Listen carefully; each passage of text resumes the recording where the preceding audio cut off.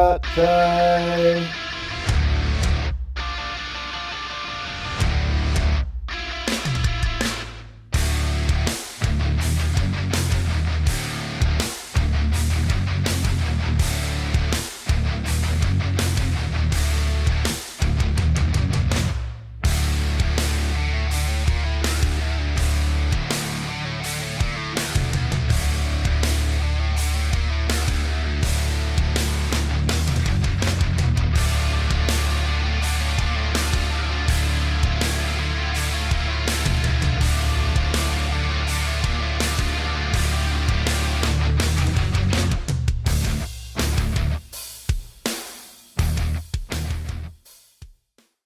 Hey guys, welcome back to the channel. This week, we're going to go over a couple of jump shots.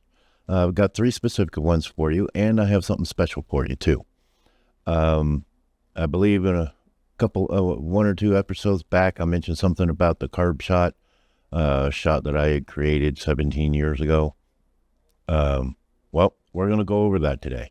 I'm going to give you a little bit of history on that as well, so that's a little special bonus. And there's a special challenge for certain people that I'm going to be issuing today regarding that CaRB shot. So stay tuned, watch to the end, and you'll find out who's getting challenged and what's going on with that.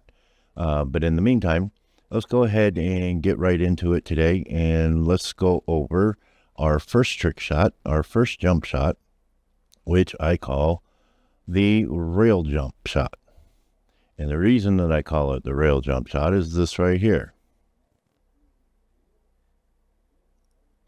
Bingo. Now, just so you can see this, and I'll give you some, again, and give you some time to check out the diagram there and what all it says. But essentially with this one, you're shooting the cue ball into the rail to get it to bounce up and out of that circular enclosure of balls in order to make that object ball in the opposite corner. The way that you do this is you actually elevate your cue about 20 to 30 degrees thereabouts, or 15 to 30, depending on what you do. If your regular shooting cue, which you can actually use to do this shot with, unless of course you have a soft or super soft tip, and then that tip is just going to compress too much and you're not really going to get enough force really to get the cue ball off the table to make the shot happen. At least that's what happens in my experience. So for these shots, I broke out the brake cue because I have the phenolic tip on there, and it made performing these shots a whole lot easier and a lot more simple. Didn't have to put quite as much effort into the shot in order to make it happen, because of course you're dealing with a phenolic tip on my brake cue instead of the soft tip that I have on my shooting cue. But anyway, so that's one thing that I would say about these shots. Just make sure that you have at least a medium tip on your shooting cue before you try it, or you're not going to get the cue ball off the table unless you put a whole lot of effort into it. And we've kind of gone over, the benefits of not putting in as much effort into a shot in a previous video.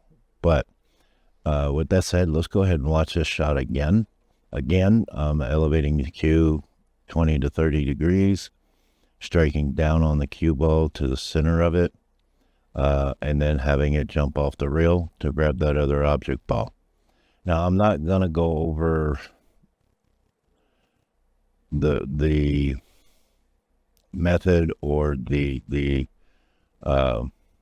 fundamentals of how to do a jump shot, because there's plenty of other channels on YouTube that have gone into great detail on that, like FX Billiards, Little Chris, just to name a couple, that have got some really good videos on how to do jump shots. But jump shots, once you know the technique behind it, it's a matter of developing the feel for it, and know how much effort to put into it, how much speed to put into into the stroke, et cetera, to get your distances and be able to control the cue ball at the same time while you're jumping, because the last thing you want to do is jump and lose control of your cue ball.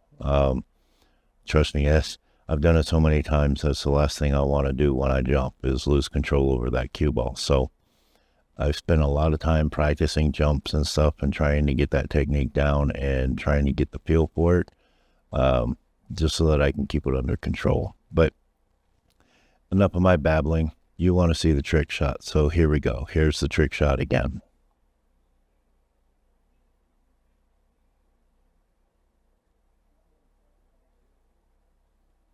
And there you have it, guys.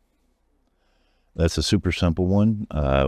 Once you get the idea of it and understanding of how to do it, and you get the proper aim point on the rail down, anybody can do it, and you can do it consistently and do it over and over and over and over again successfully. It's another one of those trick shots that, you know, you can have fun with, make some money on. But if you got more advanced players that know how to do these kind of shots, then I wouldn't suggest putting any money on it. But if you're just hanging out with friends that don't really play pool very much, you can make some money on that shot. All right. So, on to the next one. I call this one the point jump because we're actually using the pockets point of the table to jump over the balls and go 3 rails and drop that one ball in the corner pocket. There is another version of this shot, other versions of the shot where you can actually pocket a ball in the side pocket over here or in this corner pocket over here. And in some instances, I've even seen it where somebody's been able to pocket it over here. But all basically doing the same thing, jumping out of that corner pocket, using the pockets point to get there. Each one of those shots requires something a little bit different. So again, you're going to have to practice this, get used to it, and get a feel for where to aim and how to aim, because that cue ball is going to react differently depending on what part of it makes contact with that pockets point. So again, repetition is key for being successful with these trick shots. But again, this one is relatively easy if you understand the technique and develop the feel for it. And on this shot, I'm actually using my jump cue instead of my break cue this time because the distance is so small and I need to get the cue ball up off the table quicker in order to hit that pockets point to pull this shot off. So I use my jump cue and get a little bit more elevated up to closer to that 35, 40 degree mark in order to pull the shot off. So let's watch it again.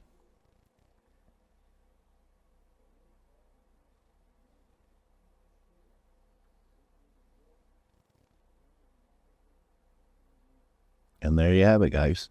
It's just that simple. Both of those shots I did repeatedly over and over when I was practicing to make this video. And I can't tell you how many times I made it during that practice session, getting ready to do this video. But yeah, like I said, it's one of those ones that if you practice and develop and get used to the feel for it, then you'll be able to do it pretty consistently because they're not that difficult. The most difficult part about it is, pardon me, learning how to jump the ball, honestly. If you can get that down, then you can get the rest of it down. Now, this next shot is a great example of where I was saying developing a feel for it, knowing how hard to stroke it, how much speed to put into it, and whatnot in order to gauge distance and maintain control over your cue ball. And this is why I say that. So here, I'll go ahead and pause this real quick. Sorry about the people walking in front of the camera. Again, I'm at a public pool hall, so it's kind of hard to control that sort of thing. But anyway, here, I chose to use 7 balls along that rail as the blocking balls, just to force the distance on the shot to be a little bit longer and a little bit more difficult.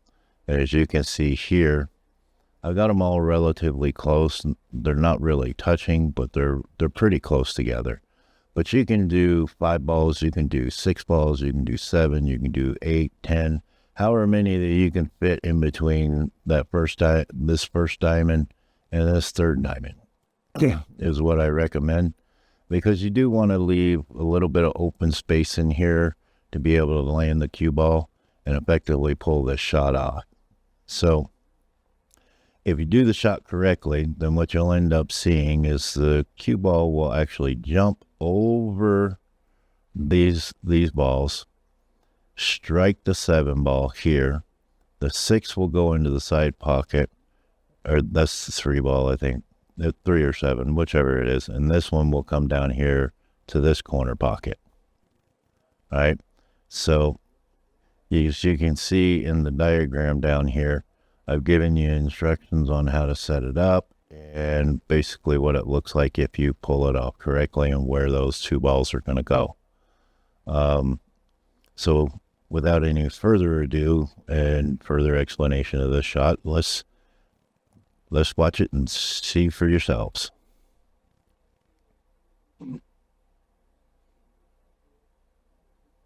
Okay, so that happens so quick, especially right after the person walks by.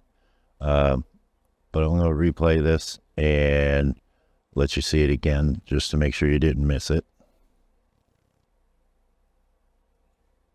And notice the 6 ball went into the side pocket here, and this ball is headed straight for this corner pocket.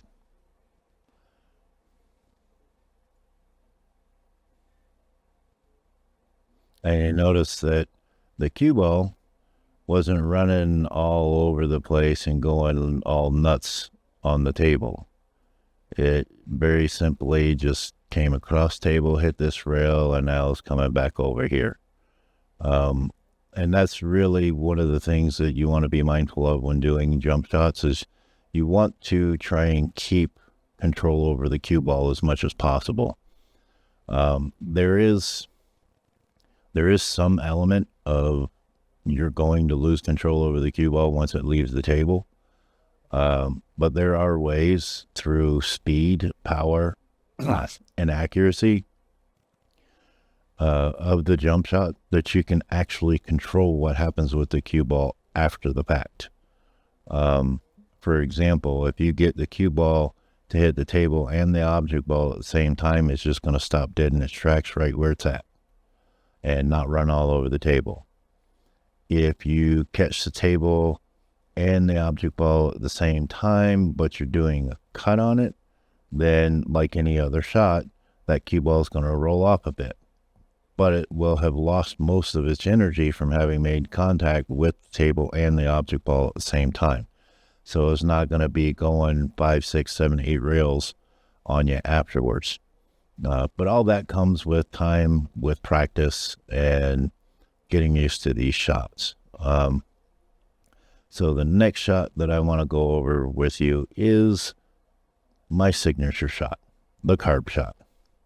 But before I go over that, I do want to give you a little history on how this shot came about. And it's kind of interesting because I was actually playing in an APA match against another 7, and he had broke. He ran 3 balls off, and then he went for the 10 ball in this side pocket and ended up rattling it there, and that's where the 10 ball ended up. Then I got to shoot, and I ran all the way down to where I only had the 5 ball left on the table. Now, mind you, I had tried several times to try and break that little cluster up, but every time that I tried it, and I think I tried it like 3 times that night, I'd hit the rail here and bounce out and just barely miss hitting that 9 ball. Another time I came up and I hit here and just barely missed hitting the 5 ball. So I was all around this thing trying to get rid of it, couldn't get rid of it, and after he bobbled this 10 ball, he left me right here, which isn't a bad thing, because if you think about it, had he made the 10 ball having the cue ball here, could have easily taken that 15 out, rolled up here, and had an opportunity to come off this 14 and get that breakout. So I was in a position knowing full well that if I didn't do something with that 5-ball and get that 5-ball in a pocket somewhere, I was going to lose this, not only this game, but the match, because this was a hill game. We were 4-4 in a race to 5 for each of us because we were both 7s. So I knew I had to do something with that ball. I just wasn't sure what. So after a few moments of sitting there thinking about it, I decided on what to do. And when I did it, and I'm not going to go into the details of how I did it right now, because like I said, I've got an open challenge going on right now for everyone who is on the top 50 for Idaho and Fargo rankings. And I've got going to issue a challenge for a couple of YouTubers related to this shot. But nevertheless, I will tell you this much. When I did this shot, I managed to get the 9-ball to go all the way down table. Sorry about that. Let me mute this thing. But I managed to get the 9-ball to go all the way down table and drop in the corner pocket on the same rail. Meanwhile, I got the 5 to come across here, hit the rail, and then come in here to this corner pocket, aka the CaRB reverse bank shot, the CaRB shot, right? Because the 5-ball is literally caroming off the 9 and coming on this route. So that ended up being what happened. And after I did that, and I actually called the pocket so that everybody would know that it wasn't a fluke and I did it on purpose. But I made that shot, and the cue ball ended up landing right here. So all I had to do was take and put this 8-ball in that corner pocket. And that's precisely what I did. And I won that match. Hill against another 7. So I went home that night like, did I just magically somehow fluke that shot? Or is that really something possible that can be repeated and done again?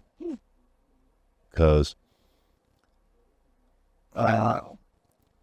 you know, if you pull something off like that, you want to make sure that you can repeat it in case it comes up again in the future. So at the time, I had an 8-foot table at the house. So I got home and I set this up again, just like you see it here. And in the process of, doing it, my first attempt, I made it again, exactly the same way that I did during the match. I set it up a second time, did it again, successfully completed it again, did it a third time, and on the third time, I successfully completed it, only the 9-ball actually went down table, hit the rail, and came back and went in this pocket just before the 5-ball got there. 5-ball was here when the 9 dropped on my third attempt. So it's the fact that I successfully completed it 3 times in a row when I got home told me that it was very much repeatable, and thus I decided to coin this as one of my signature trick shots and named it the CaRB shot. At the time, I was a member of the Eric Yao trick shot forum community, and there is a YouTuber there by the name of Tom Buzz. Florian was a member of it, aka Venom Trick Shots. He was a member of it, and there were a couple other people in addition to Eric Yao. And I had posted a link to the video I had made of the shot and put it up there and challenged them to do the shot to see if they could do it. And Eric Yao managed to pull it off in 8 attempts. Venom pulled it off. I think he said it was on his 13th attempt. And then Tom Buzz pulled it off on the 15th attempt. And all of them came back and said that, man, that is a really weird trick shot, but they loved it. So to this day, I still laugh about that. And Venom, if you're watching, I certainly hope you remember that. I certainly do. There was some good times on Eric Yow's forums and some of the trick shot competitions and challenges that we did with each other, like the quarter challenges. That was a lot of fun. I kind of miss those. But anyway, so that's kind of the history behind this shot. But I'm going to let you see it being done for real. Now, in this video, I didn't set up my opponent's balls other than the one that was frozen to mine. But you can watch this video and see that even if I had those object balls up there, nothing else was going to get hit. The only balls that moved on the table were the cue ball, the 5 ball, and the 11 ball in this video. And it would have been that way even if I set up the other object balls. But here's the shot being performed so you can see it actually being done in real life, not theory or anything, that it actually can be made and does happen and can happen if you hit the cue ball correctly. So here's the shot.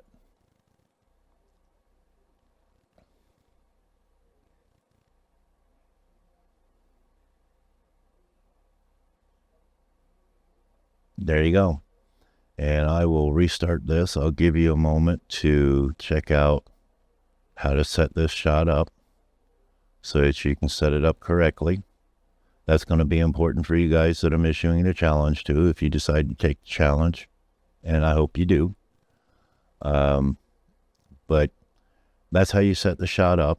I debated for the last couple of days whether I was going to put up the little cue ball spin chart that I usually put up to let you guys see exactly how to hit this ball and pull the shot off, but it would kind of be defeating the purpose of the challenge, if you know what I mean. So I decided to hold off on that. I will release this trick shot again in a future video where I do reveal the methodology and where I actually struck the cue ball to make this shot happen.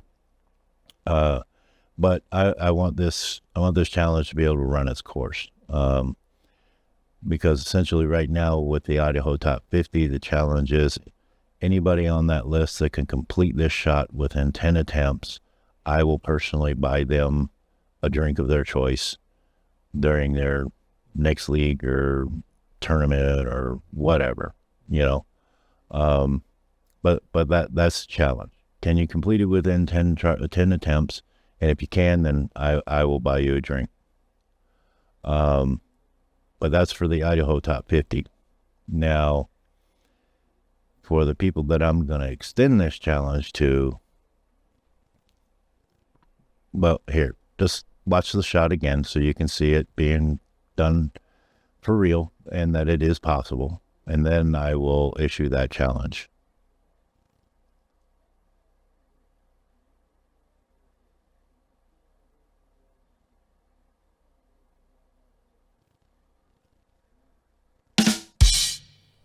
And there you have it, guys. All right, so with all that done, here's the deal. For those that I'm challenging, all right, the Idaho Top 50 still stands. But this time I'm going to extend it out. So I'm going to call out Drew Von Port, DVP. Buddy, if you're watching, I'm calling you out, man. I want to see you take this challenge. If you take this challenge and you manage to complete this shot within 10 attempts, I will personally call your pool hall and arrange for a free drink for you personally. All right? And I'm calling you out because you're constantly calling me crazy and everything else because I like these trick shots. Well, This trick shot actually came up in an actual APA match. And that's what inspired this trick shot. So you make fun of me all you want to, but I won my match doing this trick shot. And as you can see, it's in that position that you hate so much. So I want to see you try it. I want to see you pull it off. I'm actually rooting for you, but it won't hurt my feelings if I don't have to buy you a drink. So let's see what you can do, Drew. Let's make it happen. Let's go, baby. Had to do that, man. Had to do that. All right, so I'm also going to put a shout out to Lil Chris. I'd love to see Charivari do this shot. Let's see, who are some of the others that I had in mind that I would love to see do this? Oh, FX Billiards.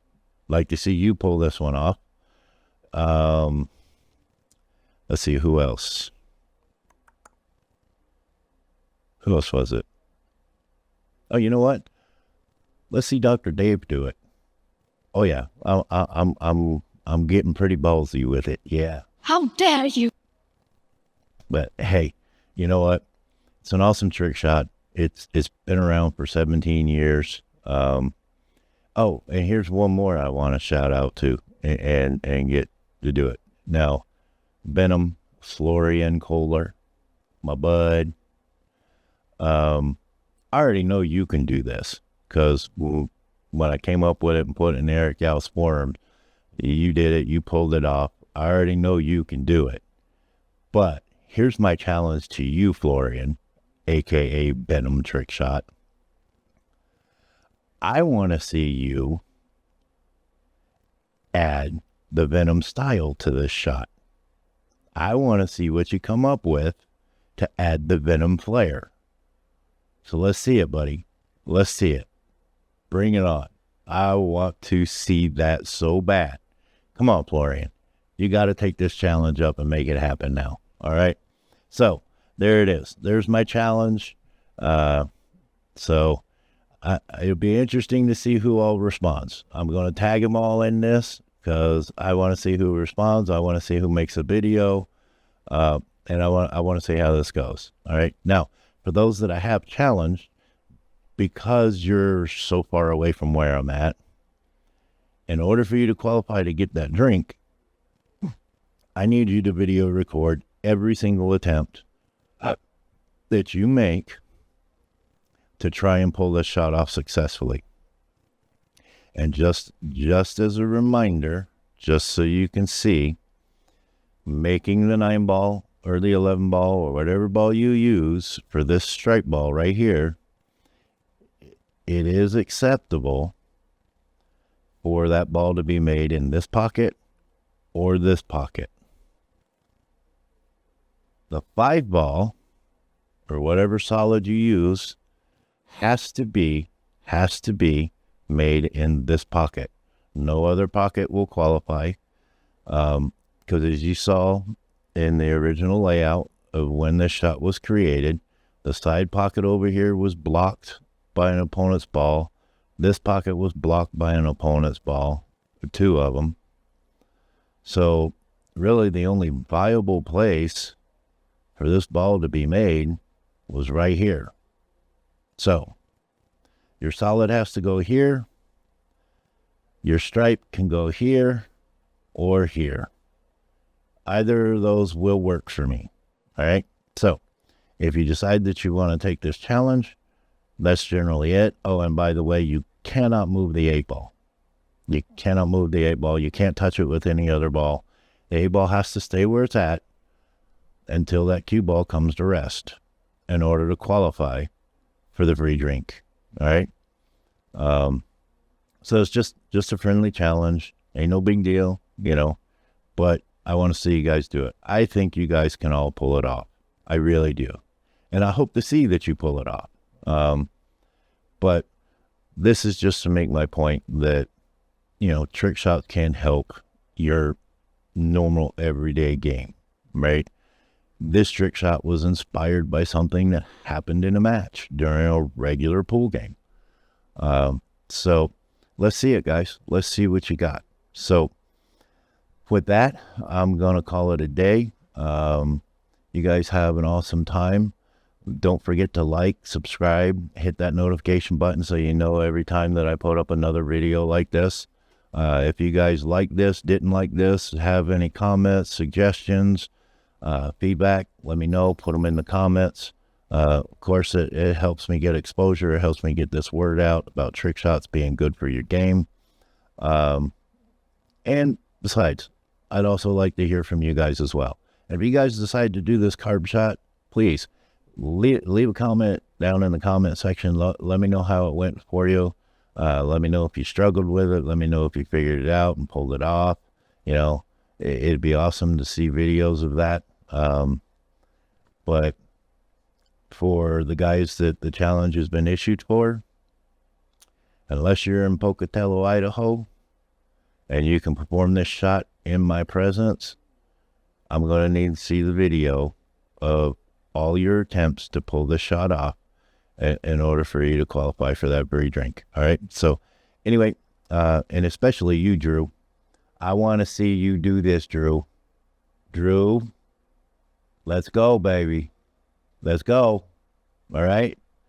All right. So like, subscribe, hit the notification bell, and leave a comment, and we will see you guys next time.